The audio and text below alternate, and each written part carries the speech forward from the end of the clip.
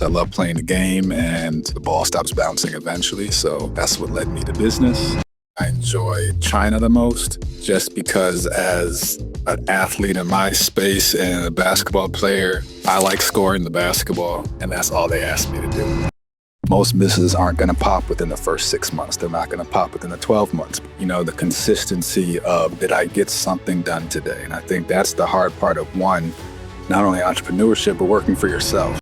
There will be months, weeks where there's no return, there's no progress. You would win one game, you feel great, and you would lose the next game. Relationships and business can yield returns for a decade than anything else in the professional sports arena. Growth comes from consistency and commitment, even when you don't see the return right away. Welcome to Courage, Comebacks, and Conversations. I'm Susan Lee, business leader, life and career coach, storyteller, wife, and mother. We're bringing you real stories. From athletes chasing their dream to entrepreneurs who left corporate America to start their own business, professionals rebuilding after setbacks, from women breaking barriers in male-dominated fields, and to first in their families who graduate from college. Every story reminds us that courage connects us, and who doesn't like to hear a comeback story? I'm glad you're here. Let's get into it. Welcome to Courage, Comebacks, and Conversations. I'm your host, Susan Lee, and today's episode is called From Basketball to Business, Life After the Game. Cameron Bell spent 9 years playing professional basketball overseas. He lived the discipline, the routine, the pressure that comes with competing at the highest level. When the game ended, he chose the slower path, building a business from the ground up and learning what life looks like without a scoreboard, a season, or a clear timeline. This episode isn't about overnight success. It's about the work behind the startup, the patience required to start over, and how lessons from the game carry forward long after the final buzzer. This is Cameron Bell's story. Let's get into it. Hi, Cameron. How you doing? Good. How are you? Things are going well. Good. So let's just get right into this. Tell the audience a little bit about you. I'm originally from Michigan, grew up right outside of Detroit. I went to high school there, and once it was time to go to college, I ventured somewhere warmer, down to Miami. I went to school at FIU, played basketball there for 4 years, and from there went overseas and, kind of chased my dream of playing basketball professionally. So I got a chance to see the world from a different perspective. It's a little different when you travel to a place and they're staying at a hotel or Airbnb, and you're kind of doing the touristy things, and it's a little different when you're kind of engulfed and thrown into the culture, almost as if you live there and kind of get to experience it from that side of the coin. So it was definitely a great experience. I love playing the game, and, the ball stops bouncing eventually. So that's what led me to business and kind of putting my head down in that route and seeing if I could find some success there. You visited other countries. What countries did you play in? I played in Mexico, Spain, Lebanon, Australia, China, Dominican Republic, Canada, here in the U.S., and Turkey. Oh my goodness. I have to ask this question. Did you learn any of the languages? How did you communicate? Unfortunately, it's one of those things where you don't use it, you lose it. So you pick up enough while you're in the country to get around, give directions, ask for things, and then as soon as you leave, for the most part, it's pretty much out the window, out the door. So I tried my best while I was there. Some countries, they would give us translators so we wouldn't have to really stress about it too much or have somebody on the team that spoke English and the native language of the country. But for the most part, it was a lot of Google translating apps and looking things up on the menu, trying to, figure things out on the go. Which was your favorite country? And don't say the U.S. The irony is, I think the country I enjoyed the most is so close to the U.S. as far as akin. That would be Australia, because it gave me that international experience or that feeling of being in Europe or another country, but without the language barrier. So I could speak, I could talk to everybody. There was no issue in trying to communicate. And that made it a lot easier on the, social and casual side. Basketball-wise, I think I enjoyed China the most, just because as an athlete in my space and a basketball player, I like scoring the basketball, and that's all they asked me to do. So it was a great workaround where, they weren't asking you as much as some other teams or some other countries. It was like, we are here. We hired you to score the basketball, so do that as much as you can. So are your teammates American? Are they from the country that's there? Like, what's the makeup of the team? So almost every country, I would say all countries, they have a limit on how many international players they can have on the team. And it's usually called an import. So each team, they might have a rule where you can only have 2 imports on the court at a time. They might have a rule that says you can only have 4 imports on the roster and 3 could play at a time. It varies for each country, but for the majority, they want to keep that league as much of the natives as possible and bringing in the international or the import athletes as, supplemental to the existing team. So usually I would just have 1 or 2 teammates, most likely from the US, sometimes from other countries, but for the most part, it was just 2 or 3 other Americans or internationals. So which was most hospitable to you? I would say, ironically, Lebanon.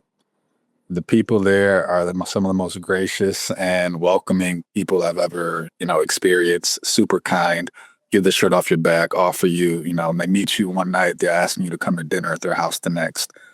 Very nice people. I would also say China as well. I mean, I think they do a really good job of trying to make you feel welcomed.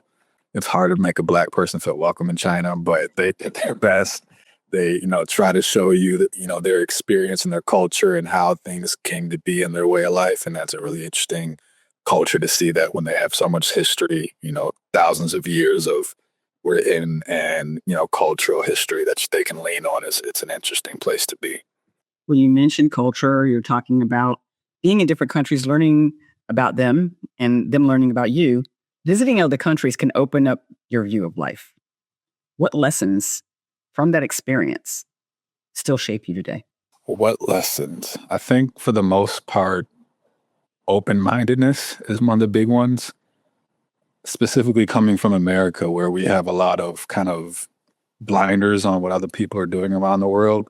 Seeing how things are done in other countries and function in other countries and the success that they have in certain aspects of their way of life.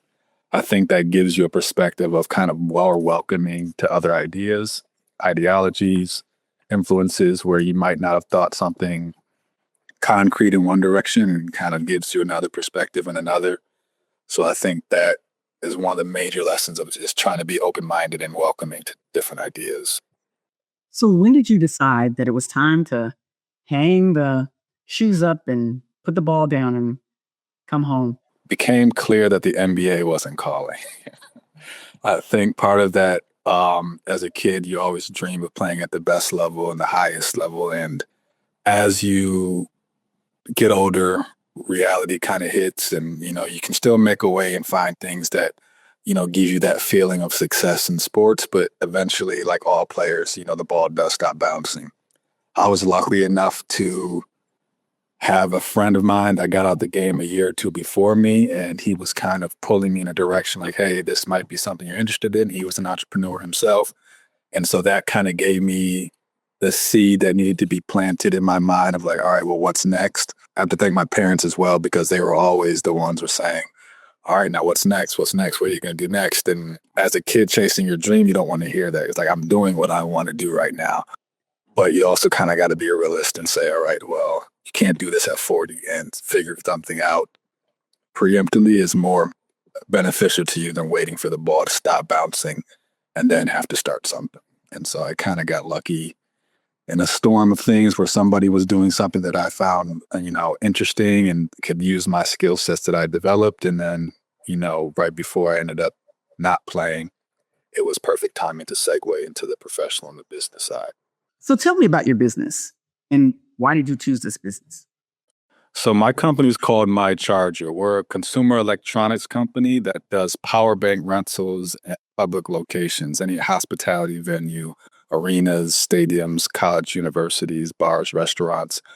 Our station ejects a portable power bank that allows you to charge your phone, your devices while you're on the go. The problem we're solving is most places where you want to charge or you need to charge your device is stationary. So if I want to charge my cell phone, I have to go find a wall outlet, sit by that wall outlet until it's done, and then leave. So we decided to find a power bank that looks just like this, that comes with the cords attached, that allows you to recharge on the go. So instead of sitting by the wall outlet or finding outlets by the floor you can sitting on, you can take this with you, use it how long you need, and return it when you're done.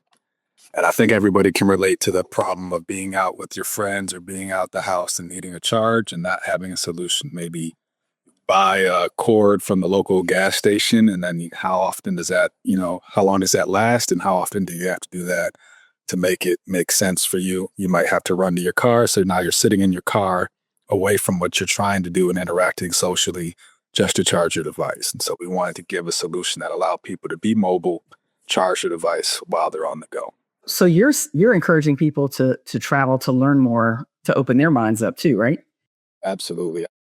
Where did you get the idea? I mean, personally, myself, years in sales would have killed to be able to have, a charger to charge my phone. Because once it went out, I had access to nothing. But Right. you got the idea in China? Tell us more about I that. did. Yeah. So it's a typical founder story. When I was in China, I was out. And the funny thing about China, it's a very technologically advanced society. So almost every single thing runs through your phone, from paying to groceries, for paying for hotels, train tickets, Ubers, which is a Didi out there. So driving, getting to places, even the name of the where you might be staying is someplace you can't pronounce. So you have to show the driver where it is. So I was out at the mall one day. My phone was not working. It was about to die. And I was frantic about finding a solution. I mean, if I don't have my phone out there, I can't get home. Quite literally, I don't know how to get there. I don't speak the language. And so I found something similar to what I present, but in a very much smaller venue. It was about the size of a toaster oven. I saw a power bank. They pointed over there and I said, I need a charge. They pointed at it. I don't speak a lick of Chinese, but I tried my hand at it and all right, let me see if I can get this power bank to eject. I ended up doing it. It worked out perfectly. It saved my day. It saved my, you know what? And so I was able to get home and make it practice on time that day. And so that was around 2017, 2018. And that kind of just planted the seed of like, why don't I see this anywhere else? This is genius. This is super convenient, super easy to use, very intuitive. It doesn't take a lot of, thought process to use and work. And I'm like, okay, well, maybe see if I can do something similar in the US. Lucky for me, one of the players that I had worked with and played with over there in China was connected to a factory over there that does something similar.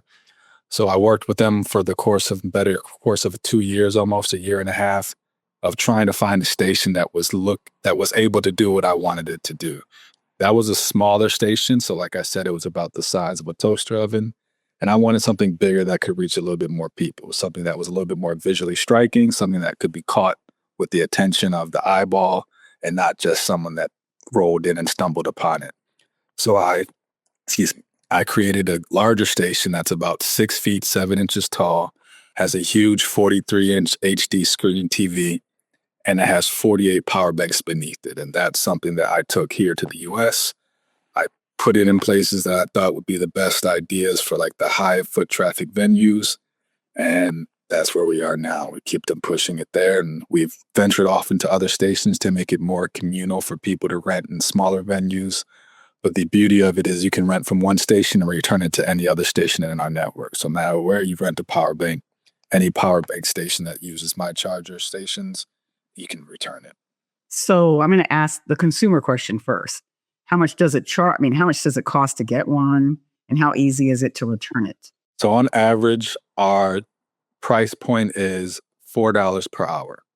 So that's about 60 minutes for that hour. And you usually can get 60 to 70% in that hour if you keep it charged, depending on obviously the phone device or how many apps you have open. But on average, that's about the size of the capacity that the power bank can charge at that time. And for most people, if I can get from, 15 to 70, then I'll be pretty happy and I can make it through the rest of the night. So it's ideally for something supplemental, not to replace a wall outlet, but to give you something that's mobile in lieu of available outlets. How have you identified who to sell it to or market it to? What's your typical customer? So I think it would be anybody that's looking to extend their customers' time in the venue. If you have a bar, a restaurant, a hotel, either you're trying to keep them in that venue to spend a little bit more money, or you're trying to add a convenient amenity for them to enjoy their experience a little bit more. So that goes down to the small mom and pop bar, restaurant, and diner that has people frequently visited them, to the large concert arenas, football stadium venues that have a high influx of foot traffic and people standing there for multiple hours. Wonderful. You mentioned a screen, a display screen. What's on that screen? Anything we want it to be. So the beauty of it is we have a content management system that allows me to customize that screen completely. So we can add videos, commercials, advertisements, promotions, menu items, anything that that venue might want to project to its customers. We can offer that service to them, and as well as third parties that are looking to get in front of that audience for, Amazon or Chewy could be one of, we have a lot of advertisers that have worked with us on our college campuses to get in front of that demographic and be able to advertise to them effectively. So I work with a lot of young people, young athletes that are transitioning into the workforce. What were your transferable skills into this business? What have you been able to use as transferable skills that you learned in life and in basketball and even in travel that you're using now in your startup? I have the hot take that I think every athlete would be a great entrepreneur. So I think these skills that you've learned unknowingly that you've channeled towards sports, I think can very easily translate into the business world as well. And I think one of those major ones is competitiveness and being in a position where the chips might be stacked against you or you might be at a disadvantage, but believing in yourself, having that self-belief of I can figure it out or I can make this happen. Just give me the chance. I'll take me against anybody type of thing. And I think a lot of athletes have that mentality because at a high level, that's kind of what's required, right? If you have to have that belief in yourself, no matter what gym you go to and what country and what city, you have the belief that I can play my best and do my best and compete at this level. And I think that's something that translates very quickly to entrepreneurship and starting a business. I think the other one that's really big is delayed gratification. And most athletes understand the process of they have an off season, they have a preseason, they have a season, they have a postseason. And so those stages where you're preparing for something 6, 7, 8 months before you actually get to compete is really important in business because that's kind of how you lay that foundation. You're able to see what's going on. You're able to work without looking up, kind of putting your head down and just grinding for months at a time without expecting something immediate. And I think that's kind of really important in a space where most businesses aren't going to pop within the first 6 months. They're not going to pop within the 12 months. But if you can put yourself in a mindset of saying, I got to keep my head down for this preseason so that I can be ready for the postseason, when that opportunity does arise, that's a good place to be. So you are a competitor. You have discipline. You're bringing organization and time management into the equation. But one thing that I got to ask you about, because this isn't natural for most people, how do you market it? How did you start marketing and what have been your challenges in doing so? So I think that also really translates to basketball, where almost every practice, you start with the fundamentals. You get your layups, you do your ball handling, you do your stretching, you have a routine that kind of gets you warmed up to play at the high level that you're expecting to. And I think that kind of translates to the marketing side too. You have to compile your list, build an email list, send those emails, and do that frequently. I think the power of the follow-up is really important in entrepreneurship. And so laying that foundation of, okay, these are the things that I can always do. Figure what those are in your business, whether that's email, whether that's outreach, or whether that's, compiling a list of people that are prospects, doing something that can move that needle on a daily basis, no matter how small it is, stack those bricks, stack those days. And I think that's where you find that business is, very similar to athletics, where eventually the tables will turn and those opportunities will come and the outreach will, have a return on. I was going to ask you, how do you measure success right now? Because in starting a business, there's small steps. What are wins for you? You're not going to have you're not the highest, score in the game. You're not what is your win? How do you find wins what you're I doing? think the win is in the process and in the progress and trying to find, the consistency of, did I get something done today? And I think that's the hard part of one, not only entrepreneurship, but working for yourself. You don't have the coach, you don't have the boss, you don't have the deadline that someone's telling you, get this done by. So I think even taking those small wins was like, all right, I want to get this done by 3 o'clock. If you can get this done by 3 o'clock, then you won the day. And if you've been able to cross off a list and say, I've been able to do these three things, this is what I achieved or wanted to do by the end of the week, creating a list that gives you those small wins, give you those opportunities to say, I've accomplished something, I've made progress, makes you feel a little bit better about that goal that's way out in the horizon.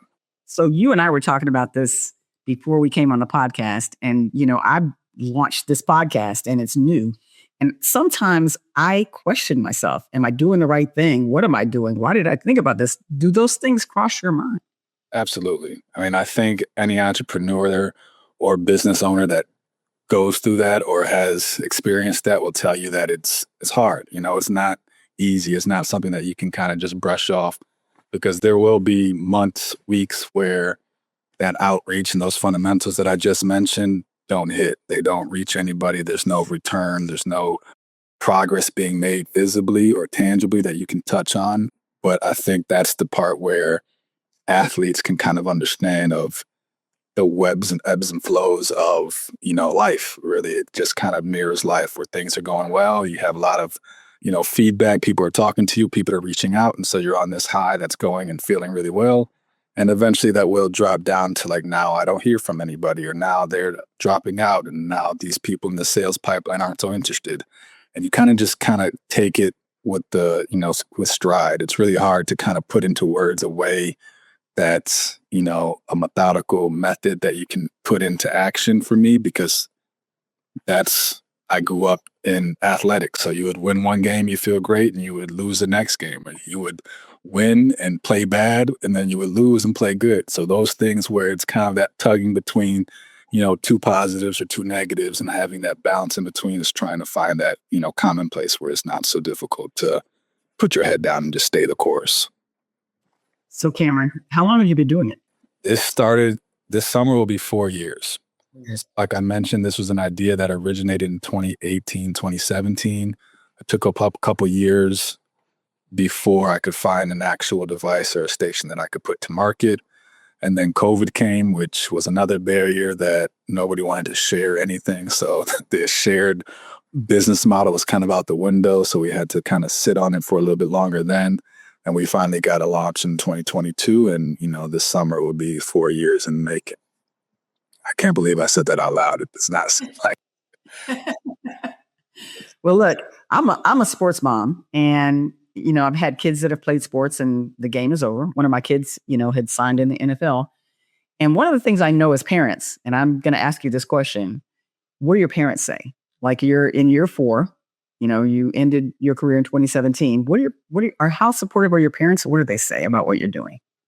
Luckily, I have great parents that are very supportive. I think they give me a good balance of support and reality, where they will tell you what they're feeling and what they think about something, regardless if it's what you want to hear.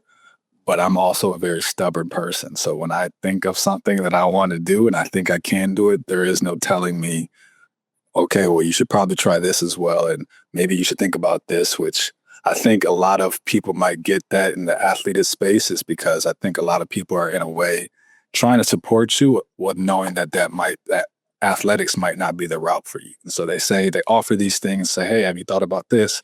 Have you thought about that? As an athlete, I hated hearing it. I want you to tell me what you think I should do other than what I'm trying to do. And that's hard to hear, but I think if you absorb that a little bit more graciously as an athlete, there might be opportunities in those cracks where they see your potential and, really finding that way in that path that you don't see in yourself yet. Because it's hard as an athlete when you're in it to think of yourself as anything other than that. Your identity is so much tied to that athletic being. It's like, what do you mean I should be in sales? I'm an athlete. I'm a football player. I'm a basketball player. I'm not a salesman. But a lot of those skills can translate because of the tenacity, the aggressiveness, the confidence. Being able to just put your head down and do some work is a very, marketable skill especially in this day. So I think that's definitely something that can, translate and makes it a little bit easier for some athletes to make that transition. Well, you've kind of answered my question, but I'm going to ask it anyway. And it is, what advice would you give athletes who know the game will end and they haven't prepared for what comes next? And before you answer, I mean mentally, because there's a huge transition from, you mentioned it, the reconciliation of you wanted to go to the NBA. And I know that starts very young. You as a kid, you look at it and you aspire to that. What do you say? What advice do you have for athletes when the game is over now and they've got to reconcile their lifelong desires to reality? What advice would you give them? So I'll give advice to the person that's still in it and also the person that just finished, because I think you can do a little bit of work while you're still in it to put that hat on of what else when you're overseas or even in college, when you're at different schools, even when you're talking to your coaches, ask that what else question to as many people as you can, because I think especially when you're in the spotlight and playing basketball or playing football, when you're in the sport that a lot of people are watching, they want to help you. They want to invest in you. And I think using that to your advantage as early as possible, even just to build the network. I mean, I beat myself up about it to this day of not being more forward with networking when I was in college, because a lot of those times I've caught myself now saying, all right, who's the CEO, who's the COO, who's the person in charge, the manager? And I'll say, that name looks familiar. Where do I know them from? And they'll be in that network where, have you built a relationship before? That's an easy call to make.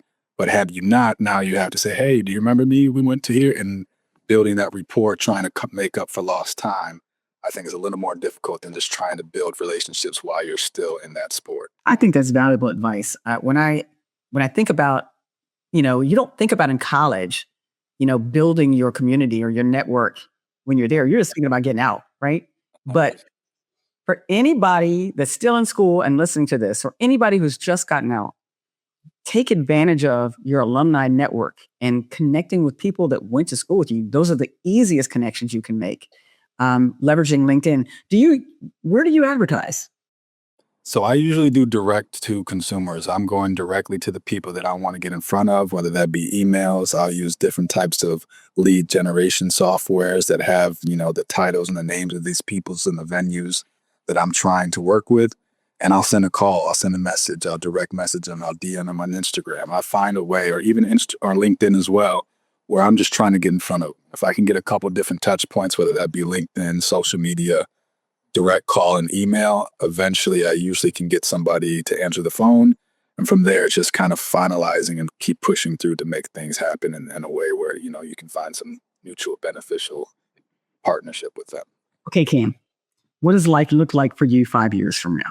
5 years from now, I hopefully sold MyCharger, started another venture, and continue to create and build. I have a list on my phone of notes of a bunch of business opportunities that I think that could be working for me and work in a long sense. So I try to tap into those. I think that's another thing that athletes can look into now is turn on the problem solver brain, the side of your brain, and just look around you. I think that's where opportunity lies, and to say, I hate when I have to do X, Y, Z, and then look into that solution of, okay, well, how can I provide a service or a product that would alleviate the end of that sentence? So I hate doing this, but I have this. And if you can look in, certain scenarios, that's why I think traveling is a good way, because we sometimes, rebuilding the wheel is what's needed. You can go back and think of things that people use and do all the time, but that's more so from tradition than from ingenuity or innovation. And I think we can align ourselves with a lot of new innovation of things that people have been using for decades, even and years, and see if we can find a new solution for. I love that. Okay.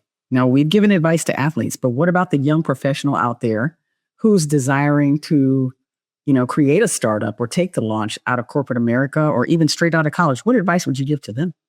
I would say do it.